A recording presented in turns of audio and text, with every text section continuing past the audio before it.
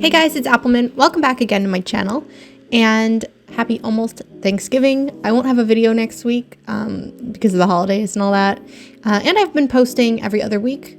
But for this week's video, I wanted to show you guys a little bit about the process of one of my most recent drawings, which I like to call yokai. But before I get into that, real quick, I just want to remind you guys that I still have a giveaway open to win a $50 gift card to my online store, which is perfect for the upcoming Black Friday season and Black Friday sales. It ends November 19th at midnight EST, and all you have to do to enter is download Disney Emoji Blitz using the link in my description box below, and then take a screenshot that you've downloaded it and either tag me on Twitter or on Instagram. Either one is fine. But yeah, it is still open for a few more days, so definitely check that out and enter. And if we do hit 200 downloads, I will add an extra $10 to that, making it a $60 gift card. So good luck. Just wanted to remind you guys about that. So I've been working a lot lately on trying to come up with some more artwork, some more finished digital pieces, because you guys might know I've been doing a lot more digital artwork recently.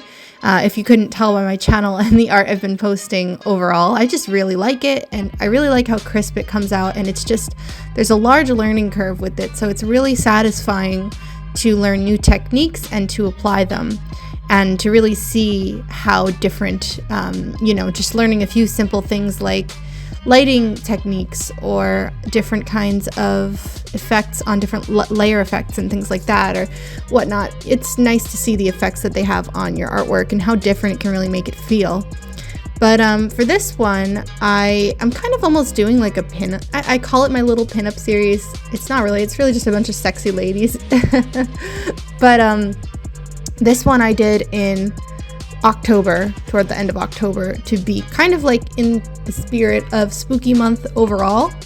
So I wanted to make something of a kind of spirit or demon of sorts, like a fox, Japanese fox spirit. So that is why I went kind of with the nine-tailed fox, and I intend on giving her like a blue spirit orb and stuff. So no, she is not Ari from League of Legends, but I guess she is channeling that kind of energy a little bit.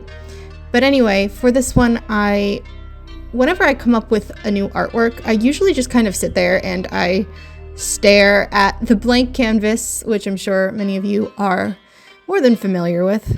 But I just kind of stared at it for a while, and I was like, I know I want to make something. I know I feel inspired, but I don't know what I feel inspired to make, and I've been running into that feeling a lot lately. So when I feel like that, the thing that I do is I'll typically browse Twitter and Instagram, and I'll put music on, and usually music is a big factor for me in trying to get past a phase of like, a creative block of sorts. So it's pretty helpful when I have a song going, usually an instrumental song or whatnot. It'll give me kind of a vibe, and then I will be able to kind of create something through that feeling that the music gives me, if that makes sense. And I'm sure many of you can relate to that. A lot of creatives, I think, say that kind of thing where music is an inspiration or a drive. But for this, I don't even remember what I was listening to, but I know I had music on, and I know I was browsing Twitter, and usually I'll look for like a pose that inspires me. The pose is often the hardest part for me sometimes, because the rest of it will fall into place if I have an idea or a theme in mind. And in this case, I did have a theme in mind. I kind of knew I wanted to make some kind of spirit, some kind of fox demon. I just didn't know what I wanted to do with her. So anyway, as you can see, I did come up with something after a while. I wanted to give her a large slit in her dress that you can see her leggies. And I'm going to add to that later. I'm going to add some stockings later.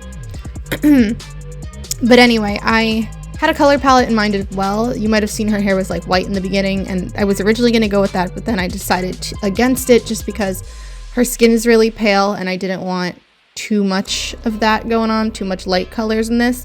I knew I wanted to make this a little bit darker, so I wanted to make the lighter colors kind of less than the rest, especially because I knew that I wanted the lighting to be very dark. As you can see here, I'm testing out some different lighting and just kind of what it would look like if she had glow on her from a spirit orb or a flame that she's holding in her hand.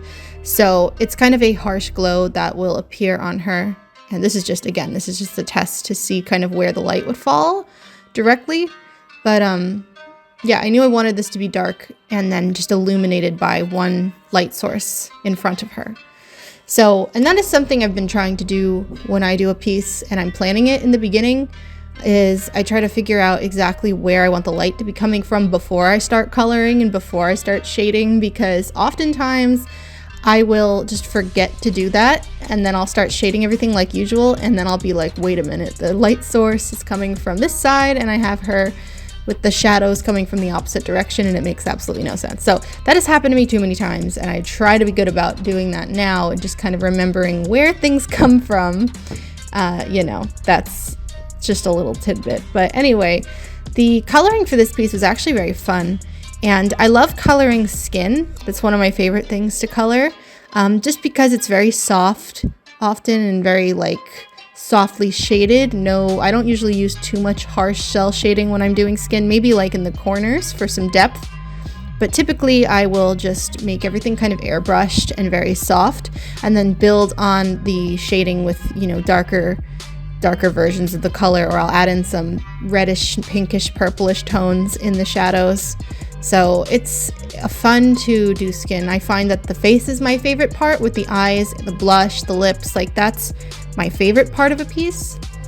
When it comes to hair, I do also enjoy the way I enjoy it once I've gotten a majority of the shading portion done. Like highlighting the hair is fun, but I feel like sitting and putting shading into a piece for hair, more often than not, I'm just sitting there like, oh, this is such a task. Because a lot of the time I mean, in this piece, it was not a big deal because she doesn't have a lot of it. There's just a ponytail and some bangs and we're good.